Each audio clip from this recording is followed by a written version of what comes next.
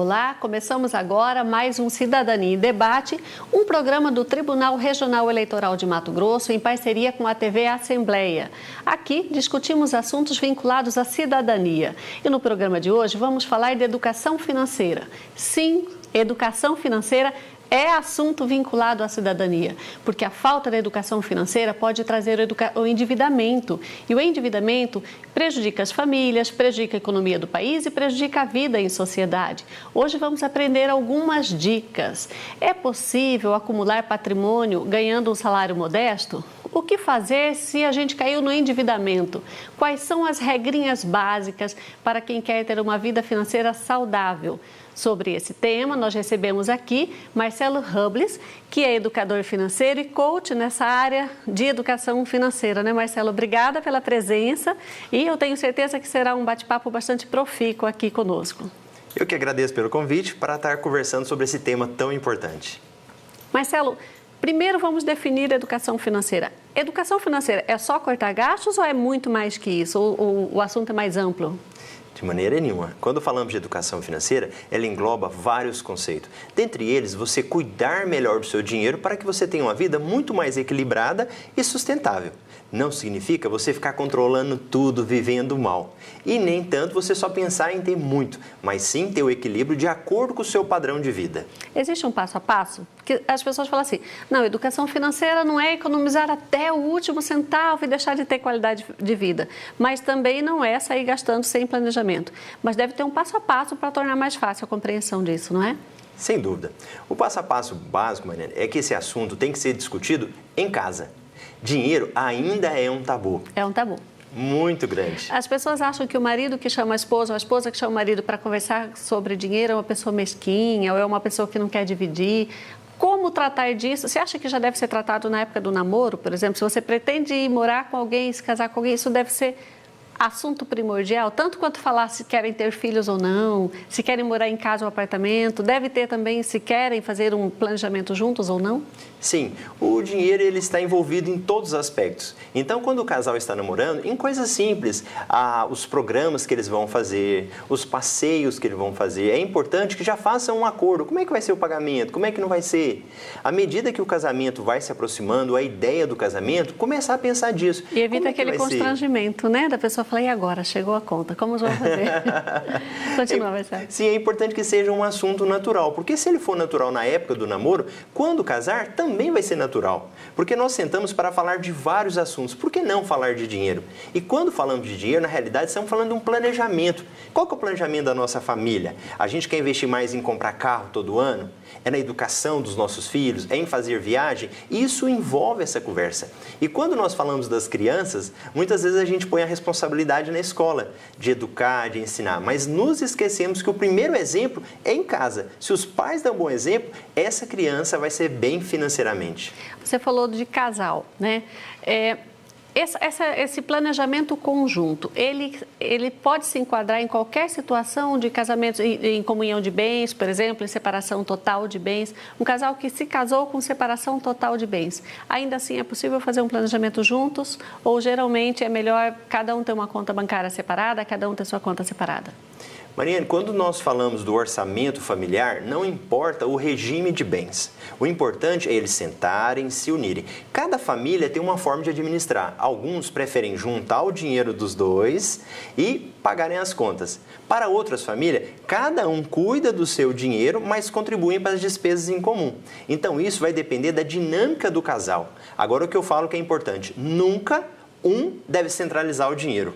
Porque se um centraliza o dinheiro, o outro fica totalmente por fora, não sabe como está sendo administrado. Então, isso é um princípio básico, que os dois participem cuidando do dinheiro. Você sugere conta conjunta ou você sugere que cada um tenha a sua conta? A conta conjunta não é o ideal. Não é o ideal? Por quê? Não é o ideal. Por causa justamente desse exemplo que eu falei. Acaba que um centraliza e o outro fica um pouco à margem do que está acontecendo. Tem que ter uma sabedoria muito grande para os dois cuidarem dessa conta ao mesmo tempo. Por quê? Geralmente um fala, é responsabilidade dela, é responsabilidade dele. Agora, se o casal funciona, tudo bem. O ideal é que os dois tenham suas contas, cuidem do dinheiro, porque amanhã um pode faltar. E como é que vai ser? E o que eu vejo sempre são casais que o homem geralmente administra tudo e a hora que ele precisa, a mulher não sabe nem o que fazer. Vamos voltar ao passo a passo? Sim. Primeiro passo, estou endividada, quero sair da dívida, do endividamento, aliás. Qual que é o primeiro passo? Quebrar os cartões de crédito, jogar tudo no lixo e falar, não vou mais ter cartão de crédito? O primeiro passo, Mariane, por incrível que pareça, é não olhar para a dívida. Olhar para quê? Primeiro, nós temos que olhar para o orçamento familiar. Você tem que organizar o seu orçamento, verificar o que você está gastando demais, se o orçamento está organizado e quanto você pode pagar a sua dívida.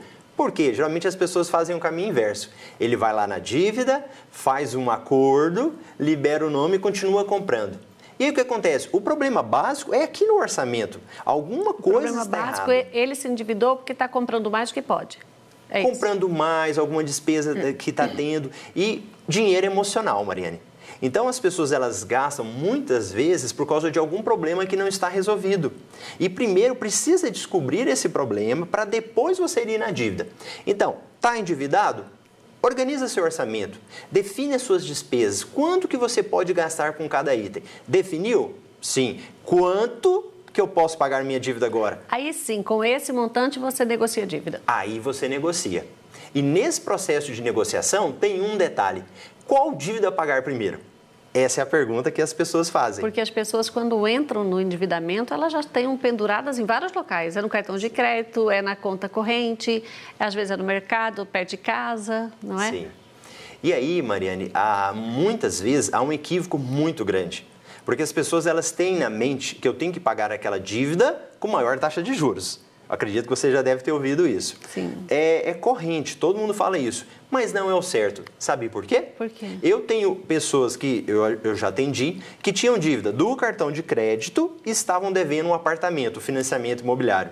Como queria sempre limpar o nome, não pagar aquela juro alto, o que ela fez? Ficou pagando o cartão e perdeu o imóvel que morava.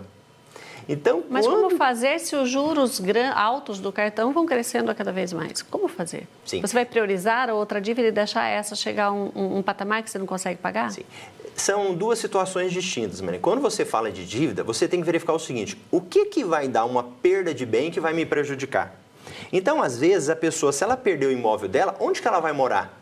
Ela não vai passar por uma situação muito mais grave do que estar com o nome sujo, do que estar com essa dívida crescendo? Então, qual que é a orientação? Primeiro, é o seu imóvel? Resolve ele. É um carro que você usa para trabalhar ou só para o dia a dia, para passear? Porque se for um instrumento de trabalho de um vendedor, por exemplo, ele tem que quitar aquele carro dele ali, ou ele tem que resolver esse problema dele. Terceira situação, IPTU. As pessoas deixam de pagar o IPTU quando vê, corre um sério risco de perder o seu imóvel. Aí você fala, e essa dívida que está crescendo? Calma, você vai renegociar com eles de acordo com o que você pode. E com certeza, Mariane, eu falo isso porque eu já passei por uma situação de endividamento. Se você for honesto e fazer de acordo com as suas possibilidades, esse juro vai ser diminuído. Mas você tem que ter calma para fazer essa negociação. É aconselhável uma pessoa altamente endividada ainda assim contratar um coach, um educador financeiro para colocar sua vida em ordem? Porque a pessoa, quando ela está endividada, ela não consegue ter a visão do todo. Bate o desespero, não é? E a pessoa não consegue raciocinar. De repente, um educador financeiro consegue jogar luz sobre algumas coisas que a pessoa não consegue enxergar. Sim. Eu equiparo até quando a pessoa está obesa.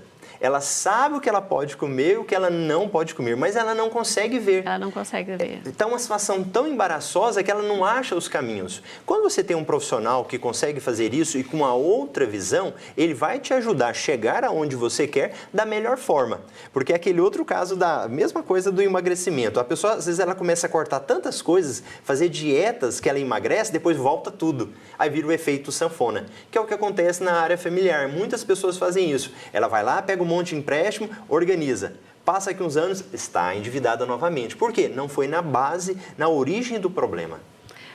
Qual que é a principal causa do endividamento hoje? É a pessoa ser consumista em excesso ou, às vezes, nem é tão consumista, mas não tem planejamento? Isso, é um conjunto, Mariane. Então, essa questão da analfabetismo financeiro, eu falo, porque as pessoas não têm uma mínima noção como é que eu faço para guardar o meu dinheiro. Como é que eu faço para fazer um orçamento? Ou pior, ela vai gastando e não se preocupa. Problemas familiares que acontecem demais. Então, as pessoas, às vezes, elas preferem resolver outras coisas do que resolver aquele problema familiar. E, Mariane, hoje, o problema com o dinheiro é a maior causa de divórcio. Inclusive, supera a infidelidade. Então, 70% Sério? dos divórcios são por problemas relacionados a dinheiro. Porque um gasta mais que o outro gostaria de gastar ou porque um esconde dinheiro do outro? Os dois. Deixa eu te dar um exemplo. Se a mulher compra muito sapato ou se vai no salão, que problema tem? Às vezes o homem implica com a situação, mas ele esquece de olhar. Essa mulher trabalha no dia a dia, ela cuida dos filhos, ela contribui nas despesas de casa. Que problema tem ela ir para o salão? O momento do salão... Ele pode ter outras despesas também, né? Sim, tem. E tem outras coisas. Quando a mulher vai no salão, é o momento que ela está conversando com outras mulheres, ela está relaxando. Então, não é só gastar o dinheiro. Tem um efeito até terapêutico.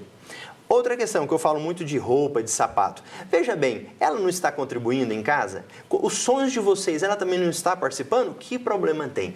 Então, o que eu quero dizer? Muitos casais brigam por situações que não deveriam estar brigando. Se eles sentassem para conversar, fizessem o planejamento, eles iriam verificar que aquelas situações são muito pequenas. O educador financeiro acaba fazendo trabalho de psicólogo às vezes, né? Sim. Terapeuta familiar. Sim. Como educador financeiro, como coach, a gente tem que levar as pessoas a enxergarem isso. Não adianta eu falar para ela. Ela tem que ir percebendo através de atividades o que está dando errado. Porque essa mania nossa de querer apontar o dedo para o outro e falar não adianta. Então a pessoa precisa de um passo a passo para ela enxergar esse problema. E tem também a questão da economia. As pessoas olham e falam, olha, aquela pessoa conseguiu um patrimônio invejável, né? E ela ganhava tanto quanto eu. Então tem aquela questão que a gente pensa que para adquirir patrimônio você precisa ser rico ou ter um super salário. Nós vamos para um rápido intervalo. Marcelo, eu quero que você explique isso para mim. Que matemática é essa que pessoas com salários modestos conseguem chegar lá, ter uma casa própria, um carro bom? Você que está aí, como é que a gente vai fazer para chegar lá e para adquirir um patrimônio razoável em família? Nós vamos acompanhar. Voltamos com o Cidadania em Debate. E você que começou a nos acompanhar agora, nós estamos falando sobre educação financeira com o educador financeiro e coach Marcelo Rubles. Marcelo Rubles está nos ensinando a poupar, a contribuir para adquirir um patrimônio no futuro, mesmo ganhando um salário razoável. Marcelo, um trabalhador assalariado com salário modesto, como é que ele vai fazer para conseguir adquirir um patrimônio no Brasil? Mariane, guardar dinheiro por guardar não adianta nada. Esse é o grande erro. As pessoas estão brigando para economizar, mas não sabem para quê. Então, por que eu estou guardando dinheiro? Quando você poupa, você tem que ter um objetivo, você tem que ter um sonho atrelado. Então, quando a pessoa ela tem claro na mente dela para que ela está guardando dinheiro, isso é motivante. Você pega famílias que têm um objetivo claro. Eu tinha uma cliente que aconteceu isso, eles iriam fazer uma viagem para Beto Carreiro e a família se uniu. O que eles fizeram? A menorzinha, ela virou a fiscal da energia. Então, ela saía pagando energia em casa, tomava banho mais rápido. Interessante, envolveu a família toda. Sim, envolveu. Então, o que acontecia? Era um objetivo da família, não era um objetivo só. Por isso que a gente verifica várias pessoas tendo êxito, ganhando pouco, porque está claro na mente dela. E quando isso acontece, Mariana, parece que tudo conspira a favor, que a gente fala muito, né? Então, as oportunidades aparecem, negócios aparecem, o salário a pessoa ganha mais, ela já sabe para que vai guardar. Se você não tem isso claro, entrou dinheiro novo, você vai gastar à toa. Então, o primeiro passo é estabelecer uma estratégia. Um sonho. Aliás, não é estratégia, estabelecer um sonho. Isso, né? Ter um sonho claro. Definir um sonho claro. Você olha, eu quero comprar uma casa, ou eu quero fazer uma viagem. E aí você começa a poupar para aquilo. Isso. A partir do momento que você estabelece o sonho, Mariane, aí você tem que ir para uma outra situação. Quando eu quero isso? Quando é que eu quero uma casa? Quando é que eu quero fazer uma viagem? Porque se você não coloca data, isso nunca acontece. Exemplo disso são os sonhos que são feitos do dia 31 para o dia 1º de janeiro. As pessoas falam um monte de coisa, mas não passa disso. Ela não coloca esse outro item de data. Então você estabeleceu o que você quer e quando você quer, aí nós vamos para quê? Para o valor, o quanto isso custa. E aí começa o planejamento. Uma viagem. Quando a gente fala da viagem quando você quer fazer, existe todo um monte de procedimento. Uma coisa que eu gosto muito de falar com meus clientes é ir para o YouTube. Como assim para o YouTube? Você quer ir para a Disney? Comece a assistir, porque hoje em dia tem todo tipo de vídeo, né? Tem as pessoas indo e elas filmando. Então lá você vai ver uma dica para você alugar um carro, qual o local melhor para você descer, quais passeios você deve fazer. Então a família vai anotando. Depois ela começa a parte de pesquisar, qual que é a data, preço. E muitas vezes, Mariana, as pessoas tomam uma surpresa, porque elas imaginam um valor muito grande e na hora sai um valor menor. Entendeu? Então a pessoa faz isso. Então, 3 coisas. Descobrir o sonho, descobrir quando que eu quero ir, descubro o valor. O que eu faço agora? Pego o valor, divido por mês, eu vou saber quanto que eu devo poupar por mês. E se eu não consigo poupar esse montante, eu posso prorrogar um pouquinho mais o prazo, não é? Sim. Para diminuir o valor que eu devo recolher todo mês para essa finalidade. Sim. Existem 3 situações. Ou você pode prorrogar a data, ou você pode modificar o valor, e uma terceira, que infelizmente o brasileiro não faz muito, é você achar outras alternativas. Porque a gente prefere, Mariana, muitas vezes prorrogar os nossos sonhos para pagar uma conta, para fazer outro tipo de coisa. Vem cá, qual que é a habilidade que você tem? Será que você não consegue ganhar dinheiro com outra coisa? Então você mantém o seu sonho intacto e você persegue aquele sonho.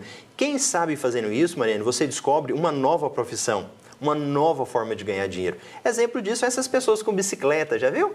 Com bicicleta, vendendo brown, vendendo aquelas coisas lá, começaram fazendo um dinheiro extra. Quando viu, largaram outra profissão, começaram a viver disso. Por quê? Por causa de um sonho.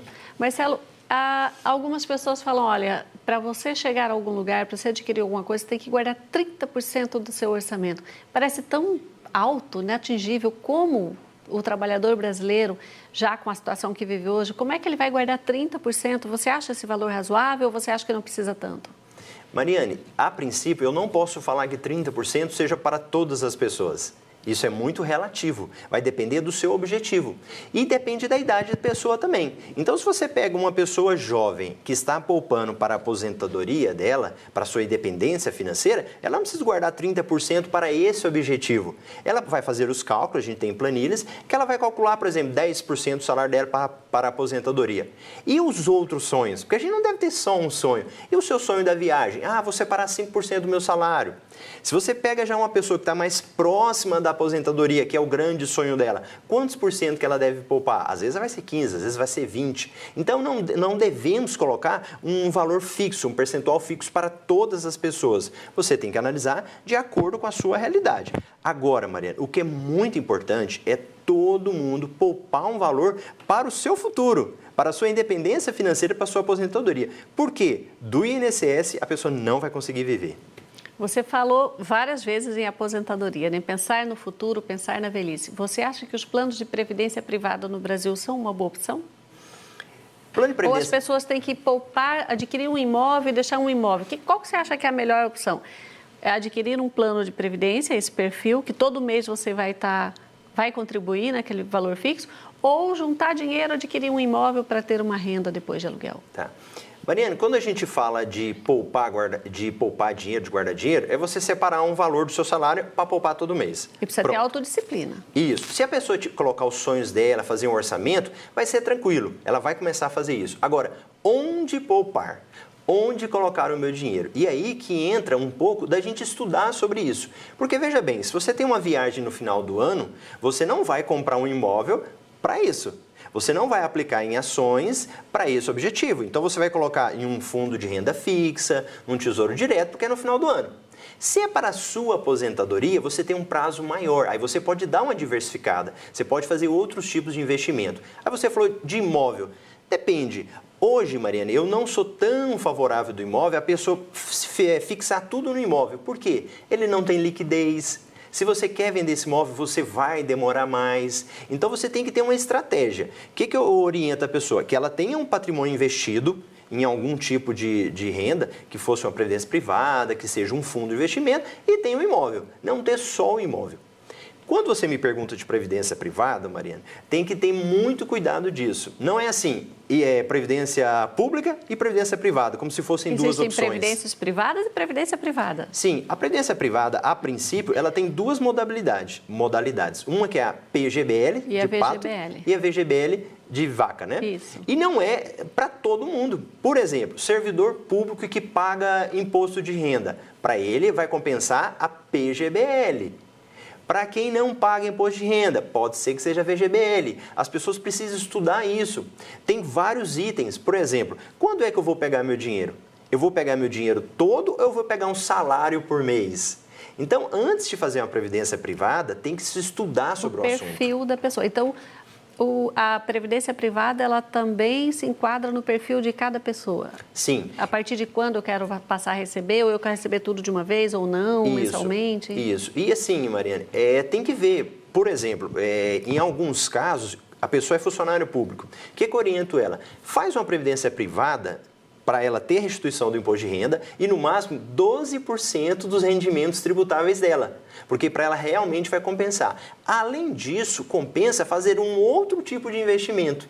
E aí vai variar. Pode ser um CDB, pode ser um tesouro direto, vai depender do perfil da pessoa. Porque se a pessoa for muito conservadora, ela não vai querer correr grandes riscos. Por isso que tem que analisar. E tem um cuidado muito grande, Mariana. Não é que você liga lá no jornal e fala, tal aplicação é melhor, as pessoas correm para fazer. E depois perdem dinheiro e não sabem por quê.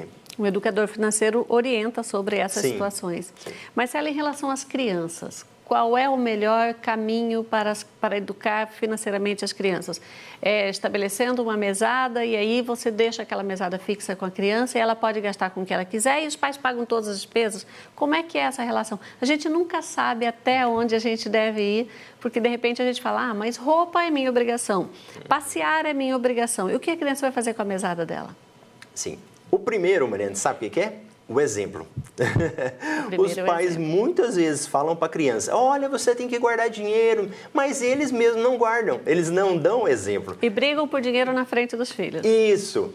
Eles saem comprando, passando um cartão a todo tempo, mas não explica para a criança que aquele cartão que está passando, ele tem que pagar depois, que o dinheiro tem que estar no banco. Então, os pais, antes de dar dinheiro, porque às vezes o pai pode ser que não está tendo condição, é orientar a criança, explicar como isso funciona.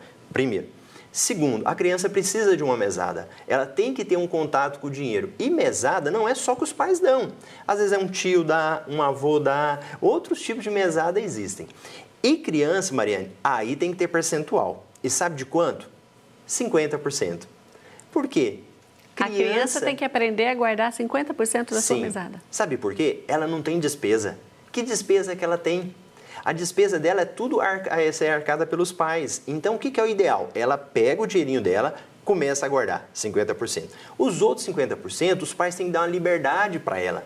Porque ela tem que errar nesse momento, ela tem que gastar que não deveria, arrepender, gastar certo. É o momento dela. As outras coisas que você perguntou, os pais vão fazer esse pagamento e não colocar para ela ainda. À medida que ela vai crescendo, você vai evoluindo um pouquinho mais. Meu filho, esse dinheiro agora, você vai pagar o lanche da escola, você vai dando obrigações para a criança. Você acha mais prudente entregar em dinheiro ou algumas mães têm feito ultimamente, fazem um cartão de débito e entregam para a criança com a senha? Qual é a melhor opção? Mariane, dependendo da idade, a criança ainda está naquela fase de pegar. Ela não tem essa visão que nós temos muito abstrata, de entender que o dinheiro está lá no banco, de como é que funciona. Então, eu sugiro que você comece com dinheiro com a criança. Dá o dinheiro para ela, compra um cofrinho, faz ela fazer isso daí. A criança evoluiu, abre uma poupança para ela. Não é um rendimento bom, mas simbolicamente a criança vai entender. Aí você vai lá, deposita com ela na poupança. Crescer um pouquinho mais, aí você pode inserir o cartão. E mas tem que ter esse cuidado. Que idade a gente deve dar a mesada? Desde pequenininha. Desde pequenininha que ela começa a entender de dinheiro, você já vai dar para a criança já. E como eu falei, sabe o que você pode fazer também? Dar para ela, por exemplo, sei lá, algum brinquedo, né? Ensinar para essa criança a dividir. Olha, vamos dividir isso daqui, vamos doar. Porque isso também é dinheiro. Isso também é uma forma de você viver melhor com o que você tem. E quando a gente fala viver bem, não é só com o dinheiro em espécie. Tem outras formas também. Em relação às crianças ainda, a partir de que fase você começa, você falou que tem, lá na frente você começa a falar, agora você vai pagar o seu lanche. Existe uma idade padrão ou varia de criança para criança? Isso vai variar da maturidade da criança, Mariana, porque às vezes, geralmente eu observo o quê? Que as meninas amadurecem mais rápido que os meninos. Então tem meninas hoje com 11 anos que ela tem total domínio disso, ela sabe o que fazer, o que não fazer com o dinheiro. Então essa idade de 11, 12 anos, eu acho que a criança já consegue observar melhor. E o pai tem que ter essa sabedoria, porque às vezes o menino, a menina não gosta de dinheiro, eles não querem mexer com isso. Então a gente não deve forçar. Você tem que fazer uma forma para ela aprender a ter contato com esse dinheiro, saber como cuidar, quanto que as coisas custam, né? Mas não forçar nada. E hoje, Marcelo, as pessoas têm vergonha de pedir desconto, né? De pechinchar. Você acha um bom exemplo o pai pedir desconto e negociar para pagar à vista na frente do filho, levar o filho ao fazer compras nesse sentido? Sem dúvida, Mariana. A criança já tem que aprender esses princípios. Tem alguns países que você não pedir desconto é uma ofensa. Então, a criança ela já tem que aprender essa questão de negociar, de comprar, como é que eu devo fazer. Tem um perigo muito grande do parcelamento. Pais que começam a comprar muito parcelado, a criança vai vendo, ela acha que aquilo ali é o melhor. Então, a criança já tem que estar esse contato com todos esses mecanismos do comércio. Nós estamos caminhando para o final, tem 1 minuto ainda. Eu queria que você falasse do parcelamento. A grande armadilha do endividamento é o parcelamento? Sim. Por quê? A pessoa compra em uma loja, passa um valorzinho pequeno. Vai em outra loja, passa um valor pequeno. Quando ela vai observar, já chegou um valor tão grande que ela nem se deu conta. Porque se você olha um valor pequeno, um valor que você está pagando é pequeno. Mas e no seu orçamento? Já estava planejado? A grande dica é essa, planejar antes de comprar. Então, comprei parcelado, mas estava previsto no meu orçamento? Estava. Até aí tudo bem. Agora, sabe o que é o ideal, Mariana? Que antes da gente comprar parcelado, eu tenho dinheiro para comprar à vista. Porque aí você negocia muito melhor, compra com descontos, ou não, eu parcelo e o meu dinheiro está aqui guardado, rendendo juros. O mais fácil é comprar à vista e não se preocupar depois, né? Se você tem, compra, se não tem, não compra.